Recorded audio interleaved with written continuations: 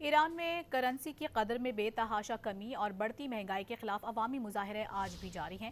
مختلف مقامات پر ایرانی فورس اور مظاہرین میں ہونے والی جھڑپوں میں اب تک 8 مظاہرین ہلاک ہو گئے، جس پر اقوام متحدہ کی جانب سے اظہار تشویش کیا گیا۔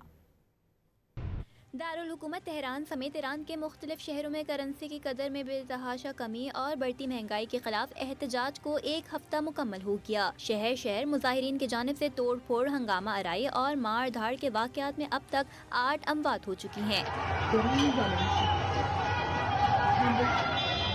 دوسری جانب ایران نے امریکہ کو اپنے اندرونی معاملات میں مداخلت سے باز رہنے کا دو ٹوک پیغام دے دیا۔ اقوام متحدہ میں ایران کے مستقل نمائندے امیر سعید کی جانب سے سیکریٹری جنرل UN اور صدر سلامتی کونسل کو خط لکھ دیا گیا، جس میں صدر ڈونلڈ ٹرمپ کی ایرانی حکام کو دی گئی دھمکیوں کی مذمت کرنے کا مطالبہ کیا گیا۔ ایرانی سپریم لیڈر آیت اللہ خامنہ کے مشیر نے امریکی صدر کا بیان افراتفری پھیلانے کی کوشش قرار دے دی۔